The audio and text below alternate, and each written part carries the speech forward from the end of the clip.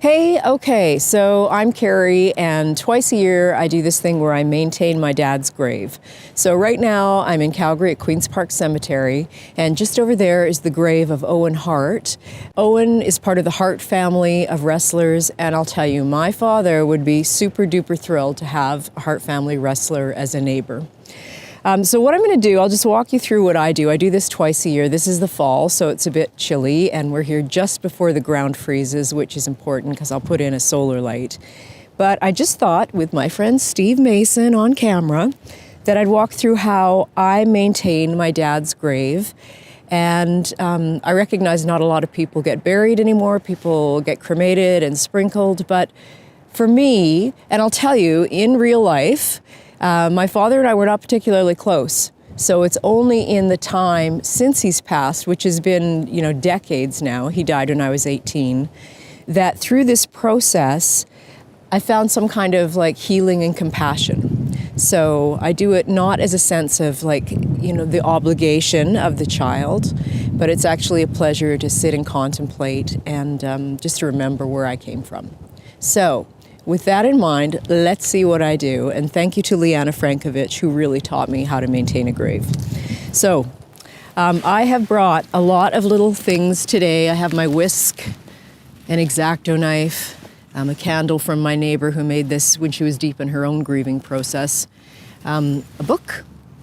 I'll maybe take some notes afterward and contemplate. I'll tell you honestly, I normally bring a little shot of vodka or scotch, and I put that on the grave as kind of toast to my ancestors, but it's way too early in the morning for that. And then I've got, just kind of a dollar store solar lamp that I like to put in this time of year because it gives me comfort to think, he'll be illuminated during the dark times. So here is what you do. Step one, whisk. So I'll just hello, neighbors Alexander and Raymond. I try and be a bit respectful because, as you can see, we're kind of close here. Okay, so I've got everything that I've brought to the gravesite, but I wanted to maybe tell you a little bit about my father for those of you who don't know. So my dad he enlisted at 16 near the end of the Second World War and was on a ship called a corvette that escorted bigger ships. That's another story. It was a very difficult life. The more I read about this, the more compassion I have. But my father was a stoker in the Royal Canadian Navy Volunteer Reserves. That's how they did it then. He enlisted when he was 16. And he saw a lot of action on the Atlantic, the North Atlantic, between Halifax and primarily England, escorting larger ships. Yes, so what I'm going to do, and I have to tell you, when I was just brushing off the stone, I found this little owl feather. I'll try and hold it up for you. But I don't know if you can see, it's got a little heart on it. So I look for signs and omens. This is a signs and omens kind of place. So, all right, X-Acto knife, and I'm just going to dig around the edge here. I sort of like just cleaning the lines. And there's something about, you can see where the stone meets the grass. Now, my dad he struggled in life. He was honestly once described to me as the most instantly dislikable person that this person had ever met. So, my dad struggled.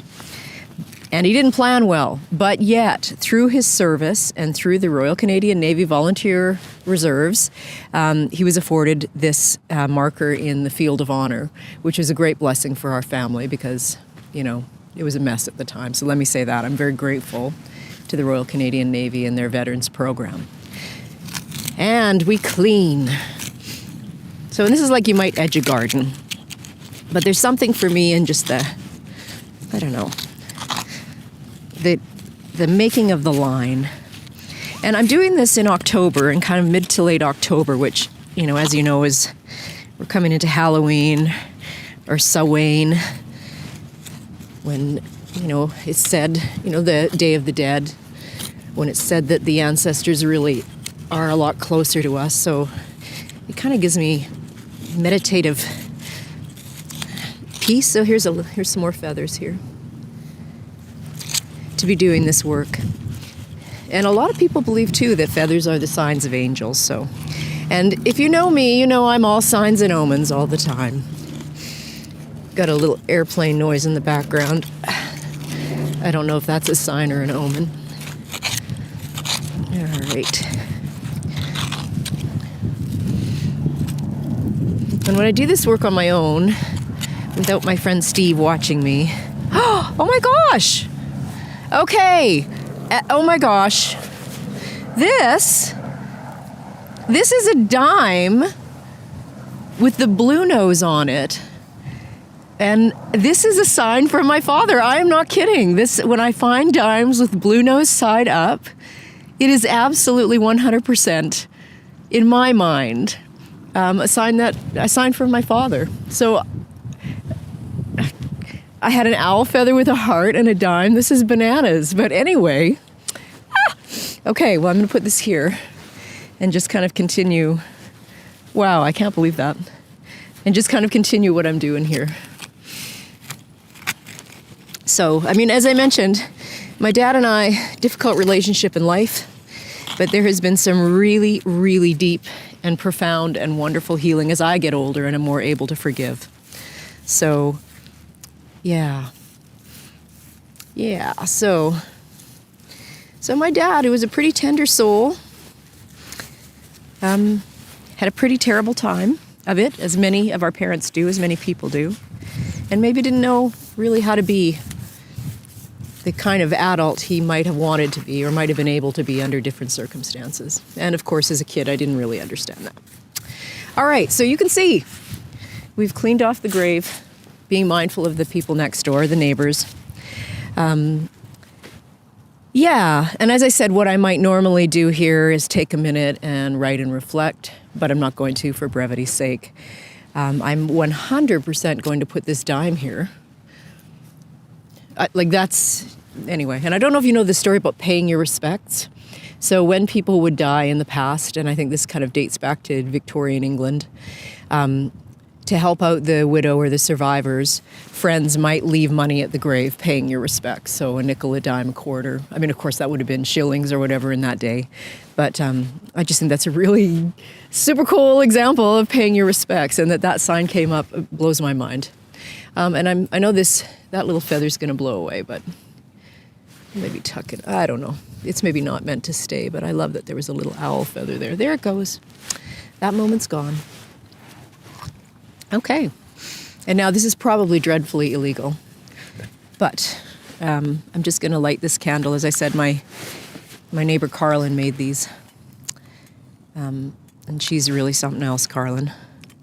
And, okay, could it be it's not going to light? Oh my goodness.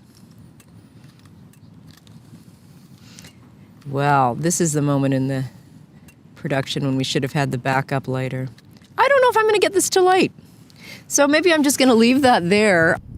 And the kind of, I guess, last thing I do, physical thing, is putting in a solar lamp. So you can do this kind of thing at graveyards. They will come through twice a year and clean out any little accoutrement you're putting in the ground. But, you know, I like to do it, maybe bending the rules a bit. So super simple. And what I'm going to do is just put it in a place in the ground that makes sense. This actually helps me when the snow comes and I'm walking by here and visiting, because I've actually marked the grave for myself. So that's pretty stable, pretty solid. And again, normally I would now take some reflective time to sit and journal. And yeah, but I'm not going to do that now. That's for next time. So anyway, this is how to maintain a grave. And the wind's coming up, so we have to go. Bye.